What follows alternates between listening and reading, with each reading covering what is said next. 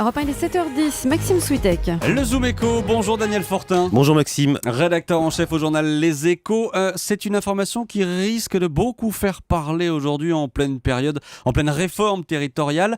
L'an dernier, les collectivités locales ont vu leurs dépenses exploser une fois de plus alors que l'État est en pleine cure de rigueur.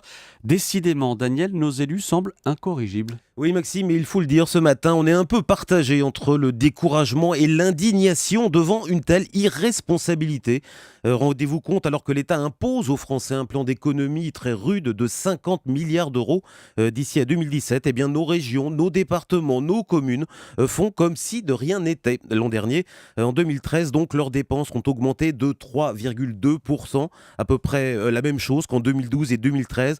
Rien ne change, donc c'est proprement accablant et conséquence, on augmente les impôts locaux. Leur hausse a été de 4,6% l'an dernier. Et alors, comment est-ce que vous expliquez cette dérive ? Alors les élus utilisent un argument ultra classique, c'est celui des contraintes croissantes que leur imposerait l'État.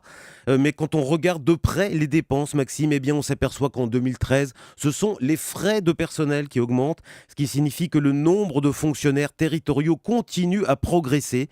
Et puis, deuxième source de dérive, ce sont les investissements, notamment ceux des communes. Ils sont en hausse de 8%, un vrai luxe en période de disette budgétaire. Et la raison est toute simple, c'est qu'en 2013, c'était les municipales et pour se faire élire, eh bien, il faut montrer qu'on travaille pour le bien commun. Alors on construit des crèches, des ronds-points, des routes, tout simplement pour espérer gagner des voix. Et comment peut-on remédier une bonne fois pour toutes à ce goût immodéré de nos élus pour la dépense ? Alors il y a deux solutions. La première, c'est de réduire le nombre de structures susceptibles d'engager des dépenses. Eh bien, c'est ce que le gouvernement a commencé à faire avec le regroupement des régions. Et puis l'autre solution, c'est tout simplement de couper les vivres aux collectivités.